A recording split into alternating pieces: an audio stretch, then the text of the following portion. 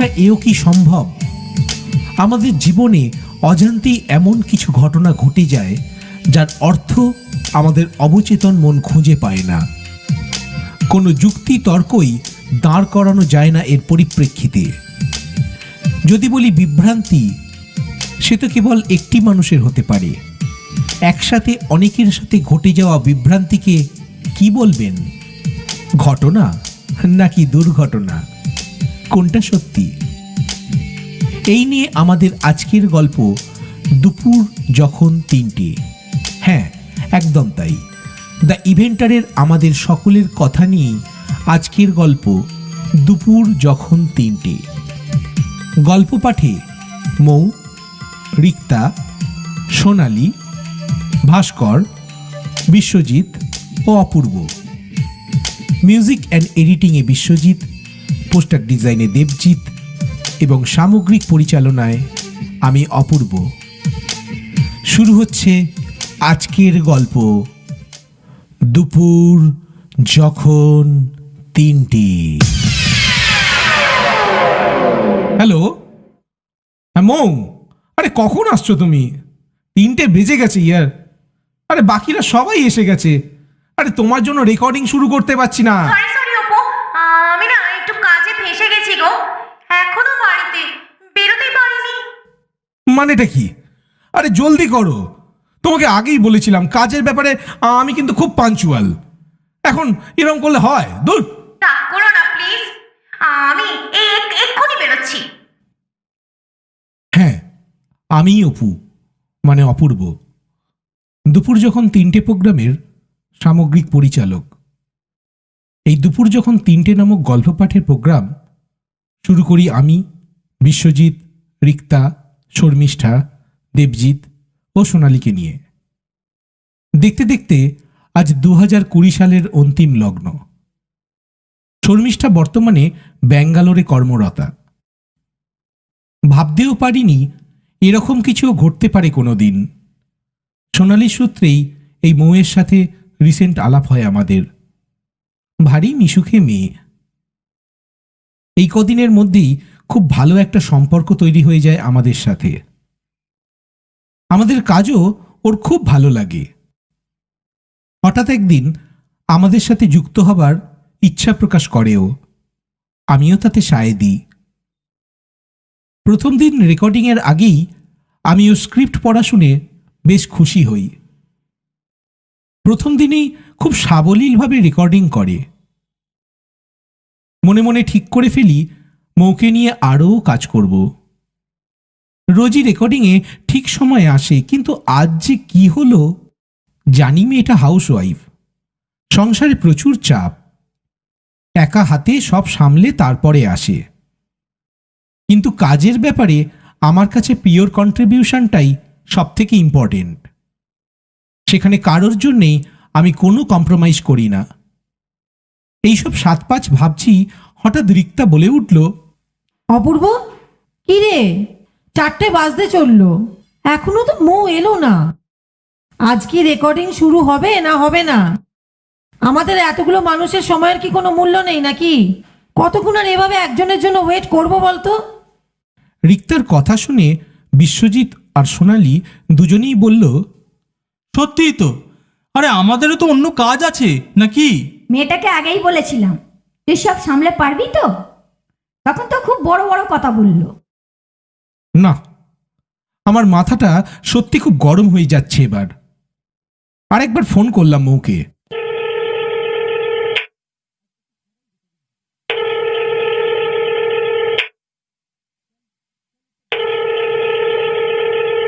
Hello, আরে কি ব্যাপার? সবাইকে তোমার জন্য ঠিক আর কতক্ষণ অপেক্ষা করতে হবে শুনি? আসি অপু, বেরিয়ে পড়। রাগে ওর পুরো কথাটা না শুনেই ফোনটা কেটে দিলাম। বাকিদের উদ্দেশ্যে আমি বললাম, এই তোরা সব রেডি হতো, আজ ওকে ছাড়াই রেকর্ডিং হবে। স্ক্রিপ্ট দেখে নিয়েছিস তো সবাই? চল চল, ওটা বাদ দিয়ে বাকিদেরটা শুরু করি। এমনি শীতের বেলা, খুব তাড়াতাড়ি অন্ধকার নামবে। বাকিদের তো বাড়ি ফিরতে হবে নাকি? বেশি রাত হয়ে গেলে কিন্তু খুব মুশকিল। আমরা রেকর্ডিং শুরু করলাম। আসলে রেকর্ডিং রুমটা আমার বাড়িতেই। বেশ ছিমছাম ছোট নিরিবিলি বাড়ি আমার। বাড়িতে দুটো ঘর, লাগোয়া একটি বারান্দা, তারই শেষ প্রান্তে কিচেন আর বাথরুম। এই দুটো ঘরের একটি আমার বেডরুম, আর একটি ফাঁকা ঘরকে একটু সাজিয়ে গুছিয়ে রেকর্ডিংয়ের সেট করে নিয়েছি। আর প্রথম থেকেই আমাদের সমস্ত এডিটিং বিশ্বজিৎ সামলায়।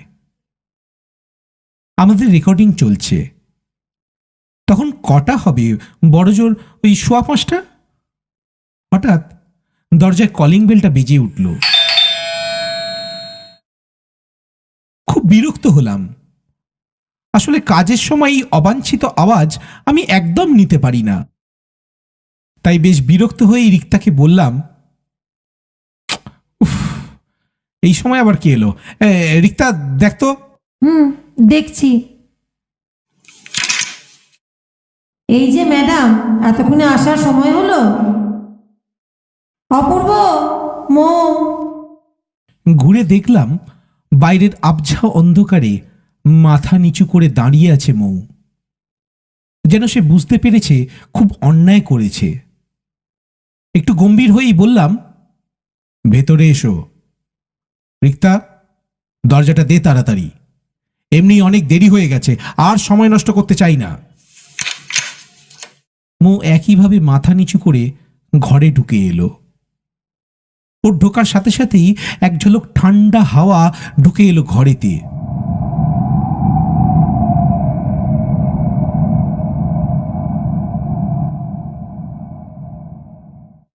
দেখলাম রিক্তা মৌকে আস্তে আস্তে কি যেন বলছে। নে, তোর স্ক্রিপ্টটা দেখে নে। দেখছিস তো মটকা গরম আছে। মৌ নিচু স্বরে উত্তর দিল, লাগবে না, পারবো। যথারীতি আমাদের রেকর্ডিং আবার চলতে লাগলো। মৌয়ের পাঠগুলো মৌ রেকর্ডিং করলো, কিন্তু আজ সেই ফিলিংসটা ওর মধ্যে পাচ্ছি না, যেটা অন্যদিন থাকে। রোজের প্রাণবন্ত মেয়েটা আজ একদম শান্ত। নিজের চরিত্রটুকু ছাড়া আর একটা কথাও বলছে না। দু এক জায়গায় একটু বকুনিও খেলো আমার থেকে, তাও চুপ, মুখে একটাও কথা নেই। অন্যদিন হলে বলতো, সরি সরি, ভুল হয়ে গেছে, আর একবার বলি, এবার তো ঠিক হবে। কিন্তু আজ একদম চুপ। যাক, আমাদের কাজ চলতে থাকলো। সন্ধ্যে 6:30 নাগাদ একটু বিরতি নিলাম। এর ফাঁকেই বিশ্ব বলে উঠল, আরে আজ কি একদম শুকনো রেকর্ডিং হবে নাকি? গলা যে শুকিয়ে কাঠ হয়ে গেল পূর্ব। আর একটু চায়ের বন্দোবস্ত কর। এই চা না হলে কিন্তু আমি আর এক লাইনও বলতে পারবো না, এই বলে দিলাম। বিশ্বর কথা শুনে রিক্তাও বলে উঠল, হ্যাঁ রে বিশ্ব, একদম ঠিক বলেছিস। একটু চা না হলে ঠিক জমছে না। আর বেশ শীত শীত পাচ্ছে, এই ঠান্ডায় এক কাপ চা খুব দরকার, কি বলিস? সোনালিও ওদের সাথে যোগ দিল। সত্যি বাবা, কখন থেকে ঠায় বসে মাথাটা না আমার একদম ধরে গেল। এ অপূর্ব, একটু চা খাওয়া না। আমি বললাম, আচ্ছা আচ্ছা ঠিক আছে, তবে আমি চা বানাতে পারবো না। রান্নাঘরে সবকিছু আছে, কি বানাবে বানাও। আমার কথা শুনে বিশ্ব একটু মজা করে বলল, আজ তো চা একজনেরই বানানো উচিত, যার জন্য আমাদের এত লেট হলো। শাস্তি হিসাবে মই আজ আমাদের চা বানিয়ে খাওয়াবে, আবার আদা দিয়ে। বিশ্বজিতের কথায় সোনালিও সায় দিয়ে উঠল। ঠিক বলেছিস বিশ্ব, এটাই ময়ের শাস্তি। যাও তো শোনা, একটু চা করে আনো। আমি মৌকে বললাম, কিচেন তো চেনই, যাও। মৌ মৃদুস্বরে বলল, আচ্ছা। মৌ চলে গেল। ও চলে যেতে বাকিদের উদ্দেশ্যে বললাম, একটু বেশি বকাবকি করেছি মনে হয়, মেয়েটা একদম চুপ হয়ে গেছে। রিক্তা একটু হেসে বলে উঠল, আরে ও ঠিক আছে, মাঝে মাঝে একটু বকুনি খাওয়া ভালো। চাটা নিয়ে আসুক, তখন না হয় একটু মজা করে নেব। যা, কারেন্টে চলে গেল। রিক্তার কথার মাঝেই হঠাৎ করে পাওয়ার কাট হয়ে গেল। একটু বিরক্ত হয়েই ও বলে উঠল, উফ, আজকে যে কি হচ্ছে না, এর মধ্যে আবার লোডশেডিং। দূর, আজ আর মনে হচ্ছে কোনো কাজই হবে না। আমি বিশ্বর উদ্দেশ্যে বললাম, বিশ্ব, মোবাইল টর্চটা অন করে একটু দেখ না, ড্রয়ারে দেশলাই আর মোমবাতি আছে, ওটা প্লিজ একটু জ্বালিয়ে নে না। হঠাৎ সোনালি বলে উঠল, আরে মৌ তো কিচেনে একা, ও অন্ধকারে খুঁজে পাবে। আমি ঘর থেকেই চিৎকার করে বললাম, মৌ ঠিক আছে তো? ডান দিকের শেলফে মোমবাতি আছে, জেলে নিও, আর অসুবিধা হলে বলো। মৌ উত্তর দিল, ঠিক আছে। আমরা বাতি জেলে সবাই বসলাম। একটু হালকা কথাবার্তা হচ্ছিল। এমন সময় হঠাৎ আমার মোবাইল ফোনটা তারস্বরে বেজে উঠল।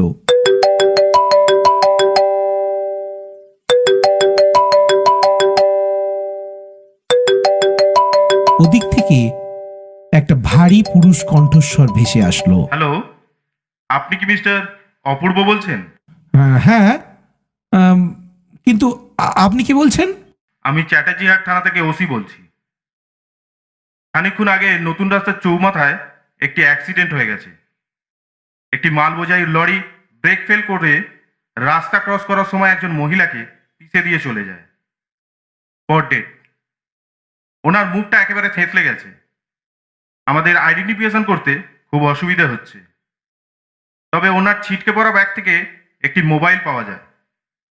তার লক ব্রেক করে লাস্ট কলে আপনার নম্বরটা দেখে ফোন করছি। কাইন্ডলি যদি একবার থানায় এসে শনাক্ত করেন খুব ভালো হয়। আমি খুব অবাক হয়ে যাই। কার কথা বলছেন ইন্সপেক্টর? ওনাকে জিজ্ঞাসা করি, আচ্ছা লাস্ট কলে আমার নাম, আচ্ছা ওটা ঠিক কটায় দেখাচ্ছে? উনি বললেন, 4:15 নাগাদ লাস্ট কলে আপনার নাম্বার। আমি আরো অবাক হয়ে যাই। ওই সময় তো আমাকে মৌ ফোন করেছিল। একটু থতমত খেয়ে জিজ্ঞাসা করি, আচ্ছা মেয়েটি পরনে কি ছিল? গায়ের রং কি ফর্সা? ইন্সপেক্টর উত্তর দেন, উনি একটি নেভি ব্লু কুর্তি আর পিঙ্ক লেগিংস পরেছিল। আমি চমকে উঠলাম। সারা গায়ে আমার কাঁটা দিয়ে উঠল। এইরকম কুর্তি তো আজ মৌ পরে এসেছে, কিন্তু ও তো না না না, এ কি করে সম্ভব? এই যে সব ভাবছি, না না না, ওটা অন্য কেউ হবে। লাশটা যদি, তবে কিচেনে কে? আমার না সব কেমন গুলিয়ে যাচ্ছে। ঠিক ঠিক সেই সময় রিক্তা আমাকে ঝাঁকিয়ে জিজ্ঞাসা করলো, অপূর্ব, এই অপূর্ব, কি হলো? কার ফোন? কি হয়েছে? আমার গলাটা শুকিয়ে এসেছে। ভাঙা ভাঙা গলায় বললাম, থানা থেকে ফোন, একটি মেয়ের অ্যাক্সিডেন্ট হয়েছে, স্পট ডেড। তাই শুনে বিশ্ব বলে উঠল, হ্যাঁ, তো কি হয়েছে? আরে তোকে কেন ফোন করেছে? বলছেন মেয়েটির ফোনের লাস্ট কলের নম্বরটা নাকি আমার। আর আর আর কি? আর ওর পরনে ময়ের মতোই নেভি ব্লু কুর্তি। কি বলছিস তুই? সবাই হতভম্ব হয়ে নির্বাক হয়ে গেলাম। হঠাৎ পিছন থেকে ময়ের গলা,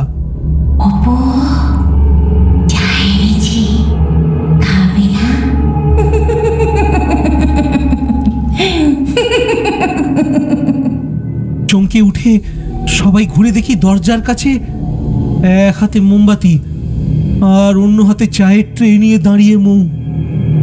কিন্তু এ কি দেখছি আমি? কি বিভৎস মুখটা মৌয়ের! মাথাটা থেতলে গিয়ে জমাট বাঁধা চাপ চাপ রক্ত কপালে। মুখ থেকে চোয়ালটা ভেঙে কিছুটা ঝুলে আছে, আর সেখান থেকে গল গল করে রক্ত ঝরছে।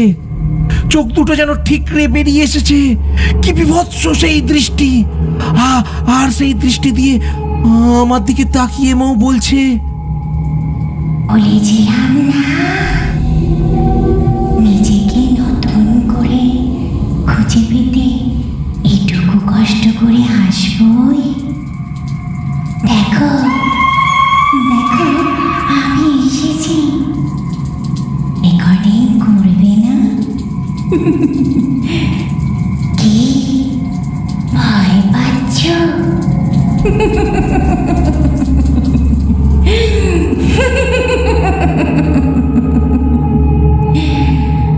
আরে আমরা যে হরর স্টোরি টেলার। নিজেরা যদি এত ভয় পাই, তো শ্রোতাদের ভয় দেখাবো কি করে?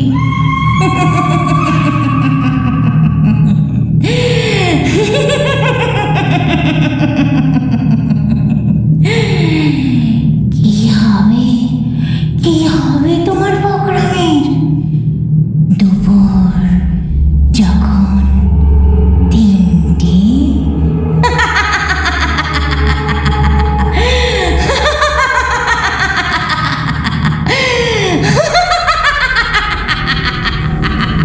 ঠিক সেই সময় দপ করে মোমবাতিটা নিভে গেল, আর সবাই সমস্বরে চিৎকার করে উঠলাম। আচমকাই ঘরের আলোগুলো জ্বলে উঠল, কারেন্ট এলো, কিন্তু মৌ কোথায়? ঘরের মধ্যে আমরা 4 জন ছাড়া আর কেউ নেই। হঠাৎ সামনে চোখ পড়তে দেখলাম সেখানে ট্রেতে রাখা 4 কাপ গরম ধুমায়িত চা। আমি চিৎকার করে ডাকলাম, মৌ, মৌ। কোনো সাড়া পেলাম না। কে বানালো এই চা? সবাই তখন খুব ভয় পেয়ে গেছি। বেশ বুঝতে পারছি এই পৌষ মাসের শীতেও আমাদের কপালে ঘাম জমেছে। এমন সময় সবাইকে চমকে দিয়ে কলিং বেলটা বেজে উঠল। আমরা প্রত্যেকেই চমকে উঠলাম। আমি একটু ঢোক গিলে বিশ্বকে বললাম, বিশ্ব, একটু দেখ না কি এলো। আচ্ছা, দেখছি। এই বলে সে দরজা খুলতে গেল। দরজা খুলেই ভয়ে আর্তনাদ করে উঠল বিশ্ব। অপূর্ব! আমরা ছুটে গেলাম দরজার কাছে। গিয়ে দেখি সামনে মৌ দাঁড়িয়ে। এ কি করে সম্ভব? মৌ যদি এখন আসে, তবে আমরা একটু আগে কাকে দেখলাম?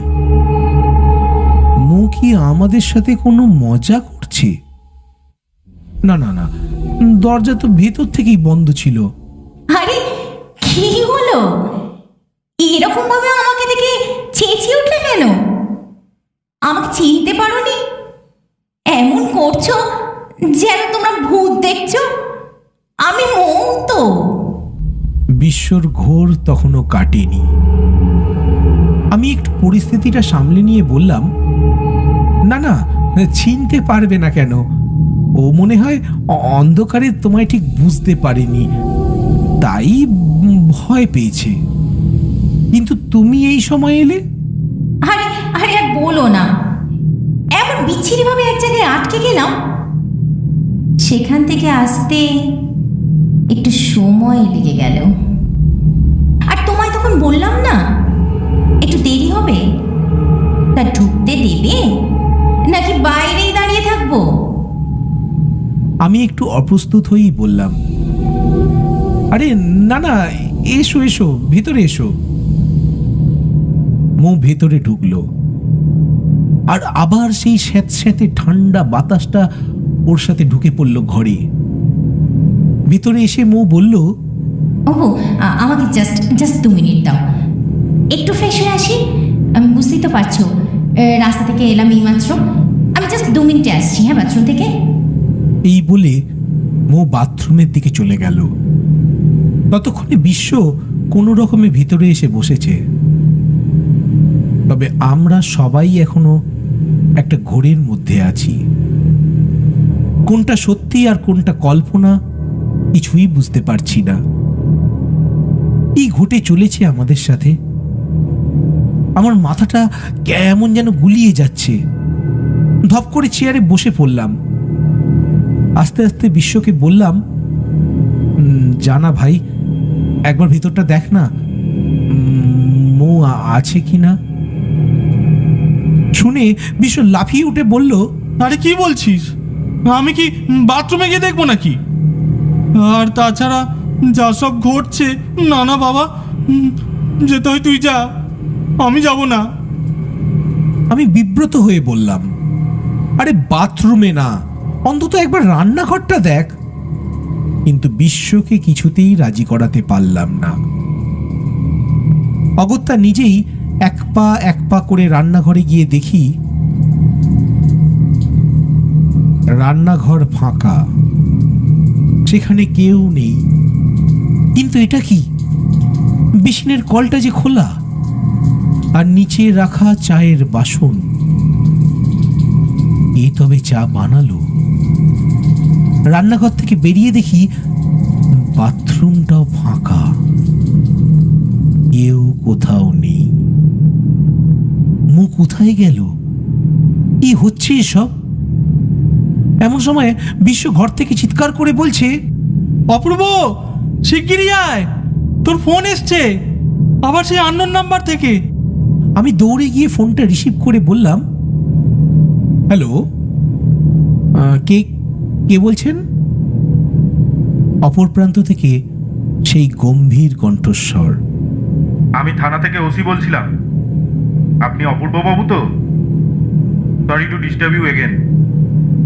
আপনাকে আর থানায় আসতে হবে না, বডি শনাক্ত হয়ে গেছে। একটু আগে ওনার হাজবেন্ডকে আমরা কল করে ডেকে নিয়েছি, উনি বডি আইডেন্টিফাই করে দিয়েছে। আচ্ছা, ওনার পরিচয়টা কি জানা গেছে? না মানে নামটা যদি একটু বলেন। ওনার হাজবেন্ড তো মৌ বলেই কান্নায় ভেঙে পড়লেন। আমার হাত থেকে ফোনটা গেল পড়ে। হাত লেগে স্পিকারটা অন হয়ে যাওয়ায় সবাই কথাগুলো এতক্ষণ শুনল। আমরা প্রত্যেকেই নির্বাক হয়ে গেছি।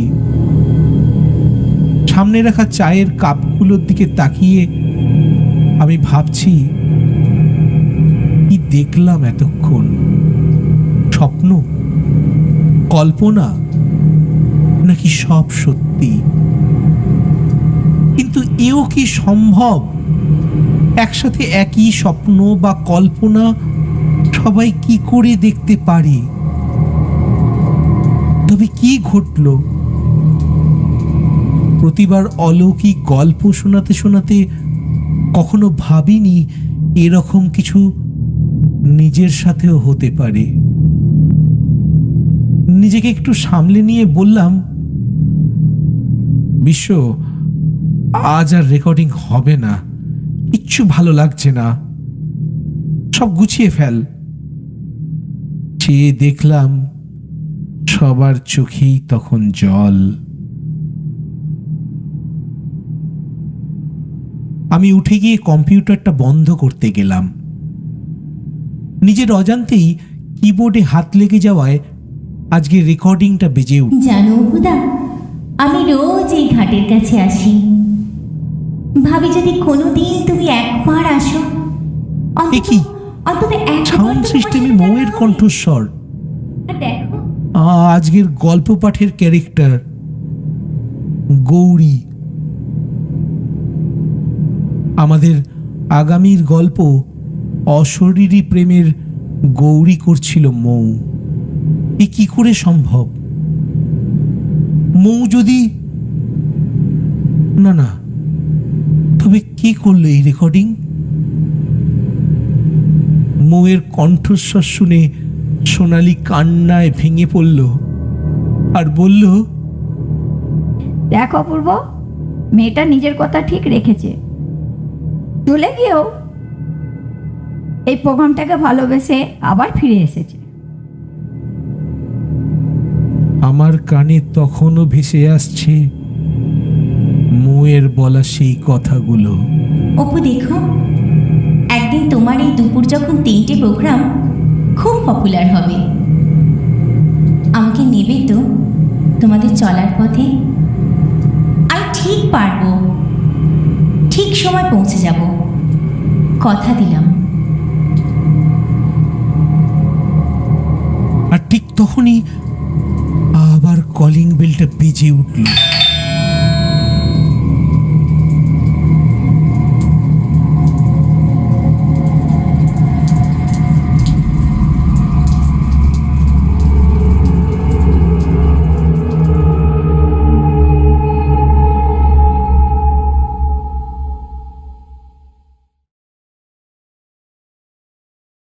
শেষ হলো আজকের গল্প দুপুর যখন 3টে।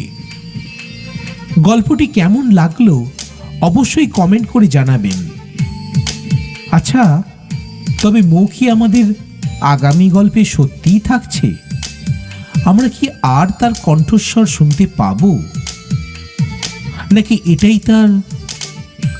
জানতে হলে অবশ্যই শুনতে হবে আমাদের পরবর্তী গল্প, ঠিক এই দিন এই সময়, দুপুর যখন 3টে। যদি আপনারা নতুন হয়ে থাকেন আমাদের চ্যানেলে, তাহলে অবশ্যই দ্য ইভেন্টার চ্যানেলটা সাবস্ক্রাইব করে পাশে থাকা বেল আইকনটা প্রেস করবেন, যাতে সবার আগে আপনার কাছে নোটিফিকেশনটি পৌঁছে যায়।